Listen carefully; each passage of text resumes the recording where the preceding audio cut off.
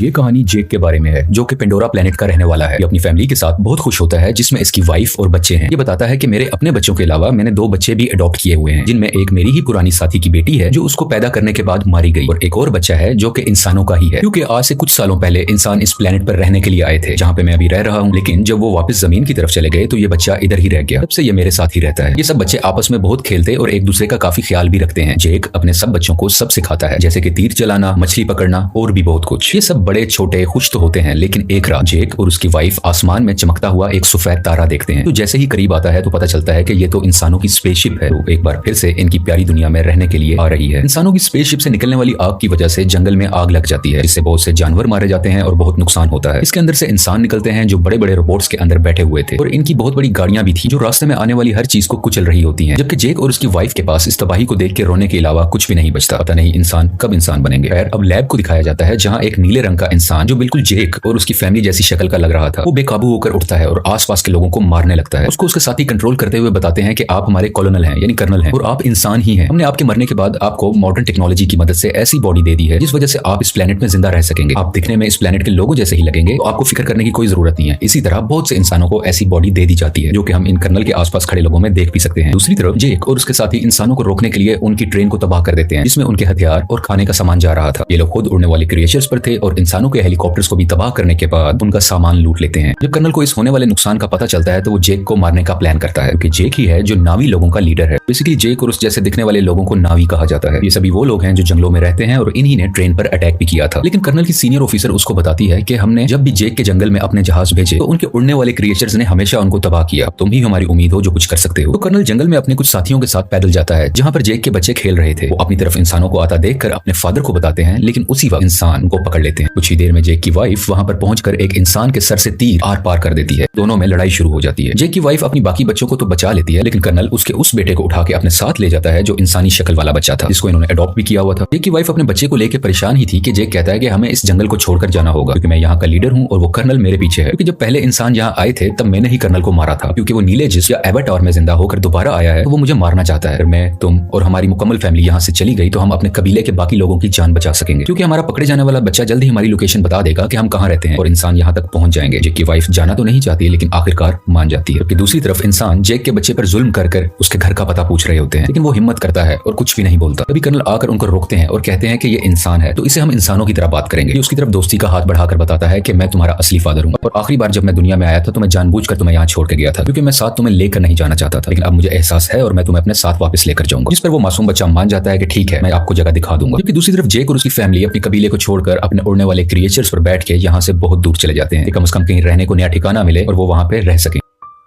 ये लोग पानी के पास रहने वाले नाविस के पास पहुंचते हैं। यहाँ पर रहने वाले लोग हैं तो इसी प्लेनेट के, लेकिन दिखने में सब्ज रंग के होते हैं। ये पानी वाले नावी शुरू में इनका मजाक बनाते हैं, जैसे कि वो कहते हैं कि इनकी दुम पतली है, इनके बाजू पतले हैं और भी बहुत कुछ। तभी पानी वाले लोगों का लीडर आता है और कहता है कि तुम जंगल के रहने वाले हो, तुम्हारी यहाँ पानी के पास कोई जरूरत नहीं है, तुम्हें कुछ नहीं आता कि पानी में कैसे सर्वाइव करना है। लेकिन जेक जवाब में कहता है कि हम बहुत जल्द ही सब कुछ सीख जाएंगे और मेरी फैमिली के लिए मुझे आप लोगों की जरूरत है, ताकि वो यहाँ पर सही सलामत जिंदा रह सके। ये देख के पानी का नावी लीडर मान जाता है और उनको रहने की इजाजत भी दे देता है। अगले दिन जेक के बच्चों को वहाँ के रहने वाले बच्चे घुमा रहे होते हैं, जबकि जेक का बेटा अपने बालों वाली चुटिया वहाँ के एक क्रिएचर से जोड़ता है, तो वो बहुत तेजी से पानी के अंदर तैरता है, जिस वजह से गिर जाता है और वहाँ के सब लोग हंसने लगते हैं। अगले दिन वहाँ के कुछ बच्चे जेक की बेटी को पागल कह रहे होते हैं। इसके अलावा उससे बदतमीजी भी करते हैं, उसको काफी तंग कर रहे होते हैं। तभी वहाँ जेक के बाकी बच्चे भी आ जाते हैं और उस तंग करने वाले बच्चे को मारने लगते हैं। तुमने हमारी बहन को ऐसा क्यों कहा? जब जेक को ये सब पता चलता है तो वो अपने ही बेटे को डांटने लगता है कि तुमने उसे क्यों मारा, वो यहाँ के लीडर का बेटा है, जाओ तुम उससे माफी मांगो। वो जब जाकर माफी मांगता है तो लीडर का बेटा अभी भी गुस्से में था और वो उसको धोखा देना चाहता था, बदला लेना चाहता था। कहता है कि चलो तुम्हें एक अच्छी जगह पर लेके जाता हूँ। उसे गहरे पानी में ले जाता है, जहाँ पर एक खतरनाक मॉन्स्टर रहता था। वो उसको वहां पर जाकर अकेला छोड़ देता है और खुद वहां से वापस आ जाता है। कुछ ही देर में पानी के अंदर से तेज मॉन्स्टर आकर उस पर अटैक कर देता है, जिस वजह से वो डूबने लगता है और लगातार मॉन्स्टर उस पर अटैक कर उसको खाने की कोशिश कर रहा होता है। दोनों आमने सामने होते हैं। तभी वहां सबसे बड़ा मॉन्स्टर आ जाता है, जो छोटे मॉन्स्टर को अपने मुंह में डाल के पत्थर पर जोर का मारता है और उसको वहीं मार डालता है। इतनी ही देर में जेक का बेटा पानी में मजीद सांस नहीं ले पाता और डूब जाता है। जैसे ही उसकी आंख खुलती है तो वो देखता है कि सबसे बड़े पानी के मॉन्स्टर ने उसकी जान बचाई है और वो उसके ऊपर लेटा हुआ है। ये लड़का देखता है कि वो मॉन्स्टर बेचारा काफी जख्मी भी है। ये उसके जिस्म से कुछ लगे हुए हथियार निकालकर उसको सुकून देता है, जिससे इन दोनों की दोस्ती हो जाती है और वो मॉन्स्टर इस लड़के को उसके घर वालों के पास छोड़ के आता है। जब सब्ज कबीले वाले नावी लीडर को ये पता चलता है कि उसके अपने बेटे ने ही जानबूझ के हमारे मेहमान को मॉन्स्टर के पास मरने के लिए छोड़ा, वो उसको सजा देने लगता है। लेकिन जेक का बेटा कहता है कि आपके बेटे की कोई गलती नहीं है, ये मेरा आइडिया था गहरे पानी में जाने का, मैंने ही कहा था कि हम वहां चलते हैं। देख के लीडर के बेटे को शर्मिंदगी होती है कि इसने मुझे बचा लिया ना, कि मैंने गलत किया था, मैं तो उसको मारना चाहता था। इसी चीज को देखते हुए वो अब दिल से इनका अच्छा दोस्त बन जाता है। जेक का वही बेटा सबको बताता है कि बड़े मॉन्स्टर ने मेरी जान बचाई, और सब दोस्त उसका मजाक बनाने लगते हैं और कोई भी उसका यकीन नहीं करता। अगले दिन ये दोबारा उसी बड़े मॉन्स्टर के पास जाता है और जाके बहुत ज्यादा एंजॉय करता है। वो दोनों आपस में बहुत खेलते हैं, जबकि कर्नल जेक की तलाश में अब तक फिर रहा था। तभी उसको इन्फॉर्मेशन मिलती है कि जेक अपनी फैमिली के साथ कहां जा सकता है, लेकिन अभी भी एग्जैक्ट इन्फॉर्मेशन नहीं थी, इसलिए मजीद ढूंढना पड़ रहा था। कर्नल ने वहां के उड़ने वाले कुछ क्रिएचर्स पर अपना कंट्रोल भी कर लिया था, जैसे कि वहां के रहने वाले लोकल नावी लोग उन क्रिएचर्स को इस्तेमाल किया करते थे। तब इंसान जेक को ढूंढने के लिए निकल पड़ते हैं और एक जजीरे यानी आइलैंड पर पहुंचते हैं, जहां के लोग कहते हैं कि हमने कभी नहीं देखा जिसकी तस्वीर तुम हमें दिखा रहे हो। कर्नल को इन सब की बातें झूठ लग रही होती हैं, तो वो इन लोगों के एक क्रिएचर को मरवा डालता है। कर्नल का बेटा उसे समझाता है कि ये लोग कुछ नहीं जानते, ये सिर्फ मछलियां पकड़ते हैं, इन्हें छोड़ दो, ये कुछ नहीं जानते। तो कर्नल भी अपने बच्चे की बात मान लेता है, लेकिन जालिम इंसान फिर भी जाते हुए वहां आग लगवाकर उनके रहने की जगह को जलवा देता है। इस तरह और भी जगहों पर जाकर बहुत से मासूम नावी लोगों को मारने लगता है। सबसे बहुत कुछ पूछता है, लेकिन इस वक्त तक उसको जेक का पता नहीं चलता कि वो कहां पर गया।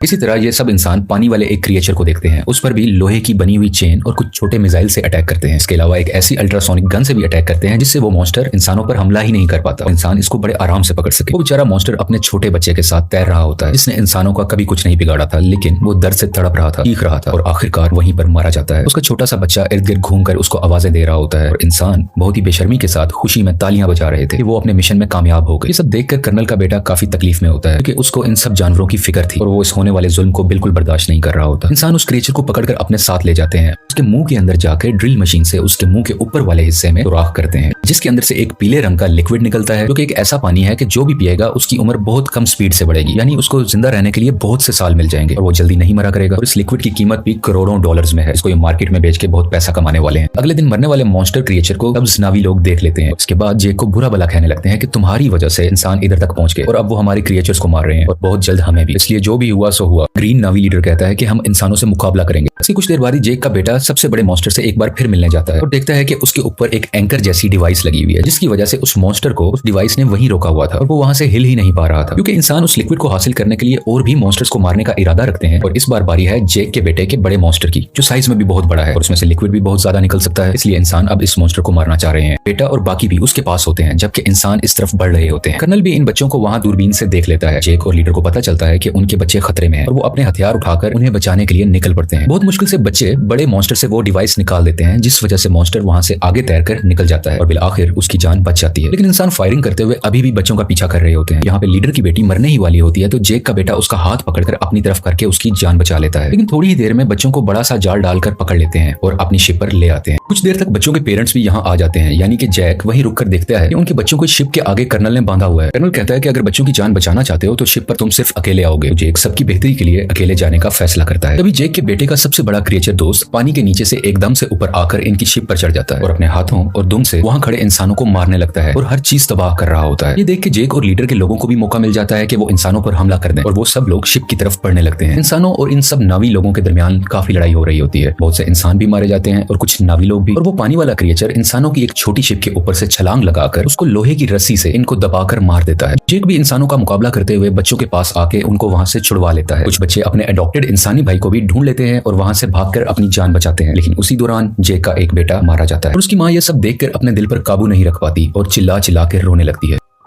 जेक के दो बच्चे फिर से कर्नल ने पकड़ लिए होते हैं और वो लोग इंतजार कर रहे होते हैं कि जेक इनको बचाने आएगा और इसी मौके को देखते हुए हम उसे मार डालेंगे। जेक वहां बड़ी खामोशी से आकर धमाका करता है, जिससे हर तरफ आग ही आग हो जाती है। बहुत से इंसान भी मारे जाते हैं। उसकी वाइफ भी बहुत से इंसानों को अपने तीर से हमेशा के लिए खत्म कर देती है और एक इंसान को गुस्से वाली आंखें दिखाते हुए मार डालती है, क्योंकि अभी अभी उसने अपना बेटा खोया था। उसकी आंखों में दर्द था। मौका देखते हुए कर्नल जेक की बेटी की गर्दन पर चाकू रख के उन सबको हथियार डालने का कहता है, लेकिन उसी दौरान जेक की वाइफ वहां आकर कर्नल के ही बेटे की गर्दन पर चाकू रख देती है, जिसको देखते हुए कर्नल को उसकी बेटी को छोड़ना पड़ जाता है। फाइनली कर्नल और जेक की आपस में हैंड टू हैंड लड़ाई होती है। इसमें बहुत मुश्किलों के बाद जेक कर्नल का गला अपने हाथों में दबाकर उसे मार देता है और आखिरकार ये जालिम कर्नल पानी में डूबने लगता है। लेकिन कर्नल का बेटा उसे डूबने से बचाकर पानी के ऊपर ले आता है, क्योंकि कर्नल ने उसकी जान जो बचाई थी जब जेक की वाइफ ने उस पर चाकू रखा हुआ था। जब कर्नल कहता है कि बेटा मेरे साथ आओ, तो वो उस पर गुस्सा कर अपनी फैमिली के पास चला जाता है, यानी कि जेक के पास। और इसको देखकर जेक की फैमिली भी बहुत खुश होती है और उसको पहले की तरह ही प्यार करती है। फिर में जेक अपने मरने वाले बेटे को पानी के अंदर दफना देता है और उस वक्त उसको सब पुराना याद आ रहा था कि मेरा बेटा जो आज मरा है उसको मैंने कैसे अपने हाथों में उठाया था जब वो पैदा हुआ था और आज अपने ही हाथों से दफन भी कर रहा हूँ। और इस फिल्म की कहानी यहीं पर खत्म हो जाती है।